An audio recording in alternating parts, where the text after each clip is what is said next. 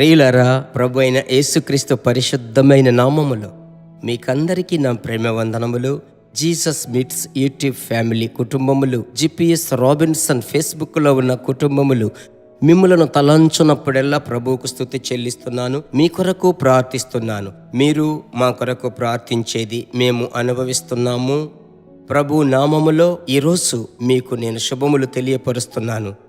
పరిశుద్ధాత్మునితో అనుదినము అను ఈ అంశములో మీరు అనుదినము వినేటువంటి క్లుప్త సందేశం, షార్ట్ మెసేజ్, అది ఒక క్లుప్త సమయమైనప్పటికీ ఒక దినమంతా మీతో మాట్లాడేదిగా ఉంటుంది అనుటలో అనుమానము లేదు. కారణం అది నా మాట కాదు, అది దేవుడు మీకిచ్చేటువంటి కృప నిండినటువంటి వాక్కు. ఈరోజు ప్రభు ఏం చెప్తున్నాడు చదువుదామా? దేవుని యొక్క వాక్యమును గమనించుదాం. లూకా సువార్త 24వ అధ్యాయము 49వ వచనము. ఇదిగో నా తండ్రి వాగ్దానము చేసినది మీ మీదికి పంపుచున్నాను. మీరు పైనుండి శక్తి పొందు వరకు పట్టణములో నిలిచి ఇండుడని వారితో చెప్పెను. ప్రభు బిడ్డలారా, ఈ ఆత్మీయ జీవితములో మనం ఈ లోకంలో ఉన్నప్పటికీ ఆత్మీయులముగా మనము ఉండాలి అనేది మీకు తెలుసు. ఈ పరిశుద్ధాత్ముడే శక్తి. అనేకమైనటువంటి ఆశీర్వాదములు ఉన్నాయి. అందులో ఒకటి పైనుండి కృపలు మీకు కావాలి. ఇవ మాట చూడండి. మీరు పైనుండి శక్తి పొందు వరకు పట్టణములో నిలిచి ఇండుడని వారితో ప్రభువు చెబుతున్నాడు. పిలిచింది నిజం, అభిషేకించింది నిజం. అయితే ప్రభు వారితో ఒక మాట చెప్తున్నాడు. అభిషేకం పొంది మీరు యెరూషలేములో నుంచి బయలుదేరాలని ప్రభు వారికి చెప్పాడు. ఇది దేన్ని చూపిస్తుంది? ఆయా దినమునకు తగిన దేవుని కృపను దేవుని సన్నిధిలో నుంచి పొందుకోకుండా బయటికి వెళ్ళకండి. మీ కార్యములు గమనించకండి. మొదట దేవుని సన్నిధి, రెండవది ఆయన బలముతో మీరు నింపబడాలి. ప్రభు యొక్క మాట నేను మీకు చెప్తున్నాను. అపోస్తలుల కార్యం 1వ అధ్యాయం 5వ వచనములో, కాబట్టి మీరు యెరూషలేములోనే ఉండకుండా తండ్రి యొక్క వాగ్దానము నెరవేర్చబడుట కొరకు, వాగ్దానము కొరకు కనిపెట్టుకొనుడి. అది ఒక ఆజ్ఞగా ప్రభు అంటున్నాడు. అలాగైతే ఈ దినమందు మీరు పొందిన అభిషేకం నాకు చాలదయ్యా, ఒక క్రొత్త అభిషేకం కావాలి. ఒక్కవేళ ఎవరైనా పరిశుద్ధాత్మ నింపుదలలోనికి రాకుండా ఉన్నట్లయితే చేతులు పైకెత్తి ప్రార్థించండి.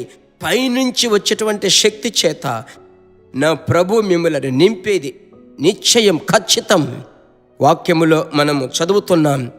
ఏక మనస్సుతో మీరు ప్రార్థించినట్లయితే, భార్యాభర్త అడిగినట్లయితే చేతులు పట్టుకొని అడగండి. ప్రభువా, అభిషేక జీవితం మాకు కావాలి, ఆత్మతో నింపండి అని మీరు అలాగూ ప్రార్థించి అను దినమును మీరు ప్రారంభించినట్లయితే ఆ దినం మీకు విజయపు దినముగా మారుతుంది. అలాగే ఈ దినం మీకుండబోతుందని నేను మీకు ప్రేమతో శుభములు తెలియపరుస్తున్నాను. ప్రార్థించుదామా? నాతో కలిసి ప్రార్థించండి.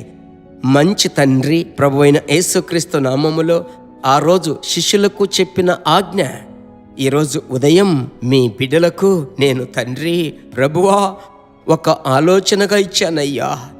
మీ బిడ్డలను ఆత్మతో నింపండి, పరిశుద్ధాత్మని అభిషేకపు శక్తితో నింపండి. ఆత్మదేవుడు లేనటువంటి జీవితం, ఆ జీవితంలో శక్తి లేకుండా ఉంటుందే. మీ బిడ్డలను కృపచేత, శక్తి చేత నింపమని ప్రార్థిస్తున్నాను.